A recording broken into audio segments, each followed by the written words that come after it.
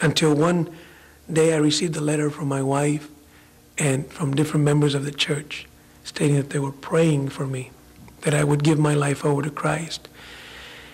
And I had a very, very weird experience that happened to me. I don't know if you ever witnessed or even seen someone being attacked spiritually by a demonic spirit, or have you ever even heard of people being attacked by a spirit? My wife had wrote to me and told me how the people in the church were praying for me and how they wanted me to give my life over to Christ. And I wasn't ready at the time, and I did say a little prayer.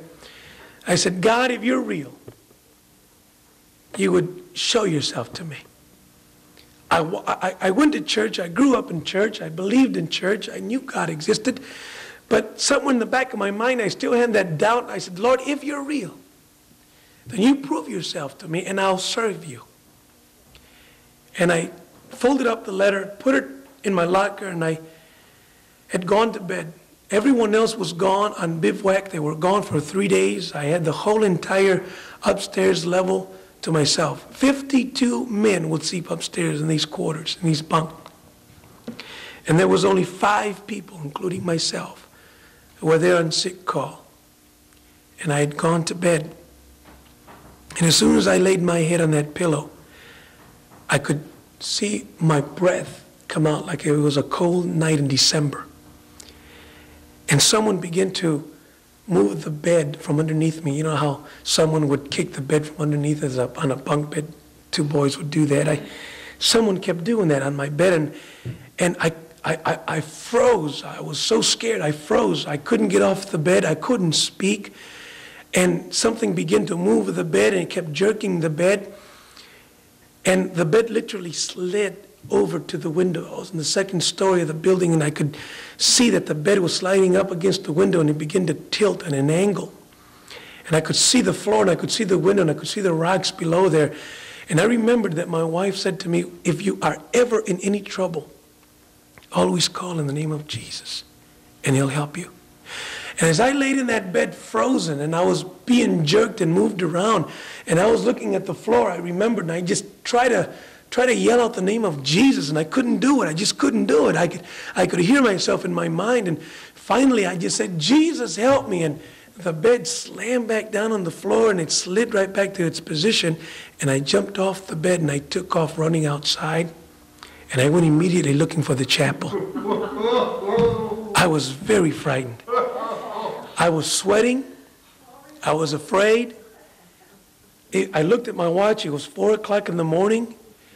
And I did not want to go back inside that room. And I thought, Lord, was I dreaming? I must have been dreaming. I try to come up with a logical explanation on what had happened. I must have had a nightmare. That's what it was. I was dreaming. And I was trying to open the church doors of the chapel in the military base, and they were locked. I thought, who would want to lock the church doors? I want to get in. I need help. And there's a big old chain on the church doors, and I thought, this isn't right. And so I sat there for a while, and I was in my pajamas, I was in my T-shirt, and I was barefooted, and I was cold, and I thought, I got to go back. And so as I was walking back, I kept praying the best way that I could, and all that I could remember about my prayers as I was coming up in the Roman Catholic Church here in Holland. And as I got up into the quarters where I was living in, I literally crawled up the stairs. I didn't want to walk. I was just crawling like a cat or like a dog up the stairs.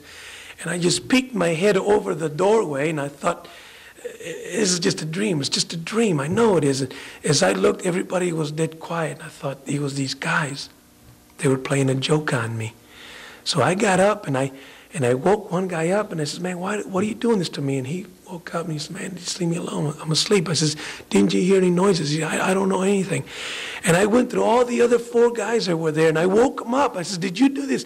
They didn't even know what I was talking about. They were sound asleep. As I turned around and I looked at my bed, I could see a figure laying underneath the bunk bed. And I thought, I know it's a friend of mine. I knew it was a trick. We were playing a joke on me. And I walked over and I was talking real loud. I was angry. And I said, man, I'm going to get you. And I was just so angry and upset. And I could see his eyes, and I could see the forehead, and I could see the hair, and I could see the hands, and the blanket had covered all the way up to the nose area.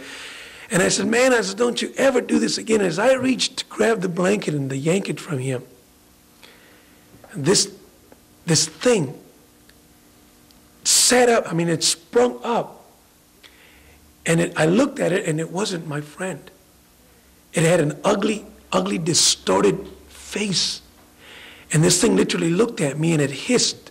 And I could see it like a snake's tongue came out. And said, you belong to me. I am going to own you, and I'm going to get you.